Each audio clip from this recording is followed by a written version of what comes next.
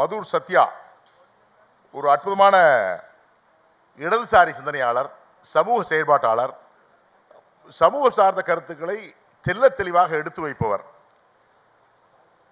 ஒன்று கவனித்துக்கலாம் தெரியல, இங்க எல்லாரும் கிட்டத்தட்ட அறிவு சார்ந்த பெரியவர்களையும் வேகம் சார்ந்த இளையவர்களாக எங்க தலைவர் தேர்ந்தெடுத்திருக்காரு இந்த மேடையில் கருத்துக்களை எடுத்து வைக்க. அந்த மாதிரி அதனுடைய முதல் பிரதிநிதியாக மதுர் சத்யா அவர்களை பேச அழைக்கிறோம். காலத்தின் தேவை கருதி இந்த நிகழ்ச்சியை ஏற்பாடு செய்த தோழர் திருஞானம் அவர்களுக்கும் அறிமுகம் தந்த தோழருக்கும் நன்றி. நான் எதை பற்றி பேச போகிறது இல்லை அப்படின்னா மாநில உரிமை பற்றி, துணைவேந்தர் நியமனம் கொடுத்து, ஆசிரியர் நியமனம் கொடுத்து பேச போகிறதில்ல. ஏன்னா என்னை விட சிறப்பாக எல்லாரும் பேசுவாங்கன்னு தெரியும். அதே போல் மாண்புமிகு அமைச்சர் அவர்கள் இருக்காங்க, அவர்களுக்கும் மாண்புமிகு முதலமைச்சர் அவர்களுக்கும் நன்றி. ஏன்னா தீர்மானம் நிறைவேற்றிருக்காங்க. முதல் மாநிலமாக தமிழ்நாடு இருந்தது அப்படின்றது நம்மளுக்குலாம் பெருமை. ஆனால் நான் பேச போகிறது சுருக்கமாக இன்னொரு 4 விஷயத்தை பற்றி. யூஜிசி ரெகுலேஷன்ஸ், இந்த ரெகுலேஷனை பார்த்தோன்னா நம்ம மூஞ்சுக்கு, நம்ம தலைக்கு ஒரு முகம் ஞாபகம் வர வேண்டும். எப்படி நீட் அப்படின்னா சகோதரி அனிதாவின் முகம் ஞாபகம் வருகிறதோ, யூஜிசி ரெகுலேஷன் அப்படின்னு சொன்னால் நம்மளுக்கு ஞாபகம் வர வேண்டிய முகம் ரோஹித் வெமுலாவின் முகம். அந்த தலித் மாணவர் ஏதோ மாணவர்கள் மத்தியில் சண்டை சச்சரவு ஏற்பட்டு இறக்கவில்லை. 2 ஒன்றிய அமைச்சர்கள், தட்டத்திரேயா, ஸ்மிருதி இரானி என்ற 2 ஒன்றிய அமைச்சர்கள் தலையிட்டு ஒரு சாதிய ஒடுக்குமுறையை பல்கலைக்கழகத்தில் உருவாக்கி வாழ்க்கையில் பார்க்கக்கூடாத இருளான பக்கத்துக்கு அந்த மாணவரை கொண்டு சென்று அவரோட உயிர் பிரிந்தது. இன்னமும் அம்பேத்கர் ஸ்டூடெண்ட் அசோசியேஷன் மாணவர்கள் அவர்களுக்கு நீதி கேட்டு போராடிக்கிட்டு இருக்காங்க. இந்த யூஜிசி ரெகுலேஷன் இல்லாத போதே ஒன்றிய அரசின் தலையீடு இவ்வளவு கொடூரமாக இருக்கிறது என்றால், இந்த யூஜிசி ரெகுலேஷன் வந்துட்டா நம்ம ஆயிரக்கணக்கான ரோஹித் வெமுலாக்களை பார்ப்போம். கடந்த 5 வருஷத்தில் மட்டும் 13,500 மாணவர்கள் ஐஐடி, ஐஏஎம் போன்ற உயர்கல்வி நிறுவனங்கள்லேருந்து ஓபிசி, எஸ்சி, எஸ்டி மாணவர்கள் வெளியேறி இருக்கிறாங்க சாதிய கொடுமையினால. இந்த யூஜிசி ரெகுலேஷன் வந்துட்டா ஐஐடி, ஐஏஎம்ல நடக்கிறது. ஏன்னா அதெல்லாம் யூஜிசிக்குள்ள இல்லை. இப்போ யூஜிசிக்குள்ள இருக்கிற பல்கலைக்கழகத்திலையும் இது நடக்கும். அந்த 13,500 13 லட்சமாக மாறும். அடுத்த தலைமுறையில் கோடிக்கணக்கான நம் வீட்டு பிள்ளைகள் படிக்க முடியாமல் போகும். நம்ம மாநிலத்தில் பார்த்துருக்கோம்ல, ஃபாத்திமா லத்தீஃப் அப்படின்னு ஒரு மாணவி இறந்தாங்க ஐஐடியில். அதை டெய்லி பேப்பரில் படிக்கணுமா இந்த யூஜிசி ரெகுலேஷன் வந்தால்? அப்போ சாதிய ரீதியாக இது எப்படி கட்டமைக்கிறது ஒன்று. இரண்டாவது, நம் மக்கள் மத்தியில் ஒரு முற்போக்கான அரசியல் பண்பாட்டை உருவாக்கி இருக்கிறோம். அந்த பண்பாடு என்ன அப்படின்னா, அரசு தான் எந்த குடிமக்களுக்கும் கல்வி, வேலை வாய்ப்பு, சுகாதாரம், உணவு, குடிநீர் எல்லாத்தையும் வழங்க வேண்டும். அது மக்களின் அடிப்படை உரிமைன்னு மக்களுக்கு புரிய வச்சிருக்கு இங்கே ஒரு அரசியல் பண்பாடு. அதனால தான் ஏதாவது ஒரு அரசு அந்த அரசு கொண்டு வந்த மக்கள் நல திட்டத்தையே திரும்பி வாங்கினா கூட மக்களே கேள்வி கேட்குற அளவுக்கு பண்பட்டுருக்காங்க மக்கள். ரேஷன் கடையாகட்டும், மின்சாரம் ஆகட்டும், மின்சார மானியம் ஆகட்டும், இல்லை இன்னைக்கு வந்து தர உரிமை தொகையாகட்டும், எல்லாத்தையும் மக்கள் அப்படி தான் புரிஞ்சு வச்சிருக்கிறாங்க. இது ஒன்றும் சும்மா வந்துடல. 100 வருஷமாக தமிழ்நாட்டில் திராவிட இயக்க பிரச்சாரம் நடந்திருக்கு. தேசிய அளவில் அண்ணல் அம்பேத்கர் போன்றவங்க பிரச்சாரம் பண்ணியிருக்காங்க.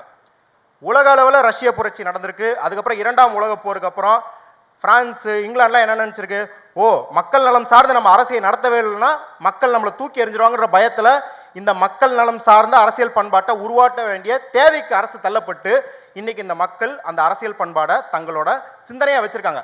ஆனால் என்ன பண்ணுறான் இப்போ முட்டா பயெல்லாம், 100 நாள் வேலை திட்டத்தினால தான் விவசாயம் ஒழியுது, என் மக்களை இன்னும் பிச்சைக்காரனாக வச்சிருக்கா, ரேஷன் கடையில் அரிசி வாங்கி திங்கிற அளவுக்கு அப்படின்னு கூமுட்டத்தனமாக பேசிக்கிட்டு இருக்கான்.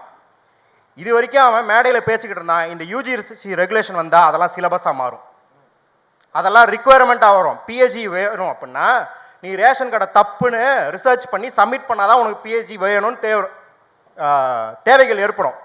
ஏன்னா இதை வந்து தனியாக பார்க்கக்கூடாது. எப்படி சிஏஓட என்ஆர்சியோட சேர்த்து தான் பார்க்கணுமோ அதே போல் இந்த யூஜிசி ரெகுலேஷனை national curriculum framework, national credit framework, national higher education qualification ஃப்ரேம்வொர்க்ஸோட சேர்த்து பார்க்கணும். அரசியல் பண்பாட்டு சிதைவு, சாதியம் 2 பார்த்தாச்சு, சீக்கிரம் முடிச்சிடறேன். 3வது, இனிமேல் சிந்து சமவெளி நாகரிகம்லாம் படிக்க மாட்டோம், சிந்து சரஸ்வதி நாகரிகம் அப்படின்னு படிப்போம். வேத காலத்தில் நம்ம ஃப்ளைட் ஓட்டணும், ஒய்ஃபை இருந்தது, இப்படியெல்லாம் படிச்சுக்கிட்டு இருப்போம்.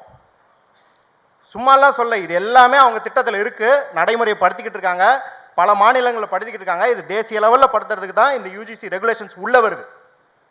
இனிமேல் வந்து மக்கள் மத்தியில் இருக்கிற புற்றுநோயிலேருந்து நீரிழிவு நோய் வரைக்கும் ஆராய்ச்சி பண்ணுறதுக்கு 500 கோடி 1000 கோடி போகாது. மாட்டு மூத்திரத்திலேருந்து கொரோனாக்கு மருந்து கண்டுபிடிக்கிறதுக்குன்னு போவோம். அப்போ இனிமேல் வரலாற்று சிதைவு, அறிவியலுக்கு எதிரான ஆய்வுகளுக்கு ஃபண்டு போய் சேரும். கடைசியாக இதோட இது பண்ணிக்கிறேன். கடைசியான சிதைவு என்ன அப்படின்னா 2006 முதல் 8 நடந்த உலக பொருளாதார வீழ்ச்சி நடந்ததிலே அதுக்கு முக்கிய காரணம் இது போன்ற விதிகளையும் இது போன்ற தனியார் மையத்தையும் ஏற்ற அமெரிக்க மற்றும் மேற்கு ஐரோப்பிய பல்கலைக்கழகங்களால் நிகழ்த்தப்பட்டது. எத்தனையோ நிபுணர்கள், எத்தனையோ செயல்பாட்டாளர்கள் சொன்னாங்க, பங்கு சந்தையில் இந்த மாதிரி அபாயமான நடவடிக்கைகளை எடுத்தால் பொருளாதார வீழ்ச்சி ஏற்படும், மக்களோட பென்ஷன் பணம் போவோம், மக்களோட சேவிங்ஸ் போவோம் எல்லாம் சொல்லியும் அதற்கான அறிவியல் விளக்கங்களை கொடுத்து அதற்கான தரவுகளை சேகரித்து மக்கள் மத்தியில் பிரச்சாரம் செய்து அரசு பணத்தெல்லாம் எடுத்து போட்டு கடைசியில் உலகம் முழுக்க எல்லாரும் வீடு இழந்து, வேலை இழந்து, சேமிப்பை இழந்து, நிம்மதி இழந்து நடுத்தரில் நின்னாங்க. 2006 முதல் 8, 9 வரைக்கும் எல்லாரும் பார்த்துருப்பீங்க. அதே தான் இன்னைக்கு இந்தியாவில் நடக்கும். யூஜிசி ரெகுலேஷன்ஸ் நடைமுறைப்படுத்திட்டா பார்க்குறீங்கல்ல. அறிவு கட்டவன் பல பேர் 70 மணி நேரம் வேலை பார்க்கணும், 90 மணி நேரம் வேலை பார்க்கணும்னு பேசிக்கிட்டு இருக்கானு. அதற்கான ஆய்வுகள் வரும். 90 மணி நேரம் வேலை பார்த்தா மட்டும்தான் இந்தியா வளரும்ன்ற ஆய்வு வரும். அது நாமாக்கப்படும். இன்னைக்கு ஒருவேளை பொதுமன நிலை அதுக்கு எதிராக இருந்தாலும் நாளைக்கு அதை மாற்றுவதற்கான எல்லா வேலையும் நடக்கும். வெளியே பஜ்ரங் தள்ளோ விஹெச்பியோ பண்ணுற பிரச்சாரத்தில் கஷ்டமாக இருக்கும் அவன் வெற்றி பெறதுக்கு. இனிமேல் ஈஸியாக அரசு நிதியோட பல்கலைக்கழகத்தின் வாயிலாக இதை பண்ணுவாங்க.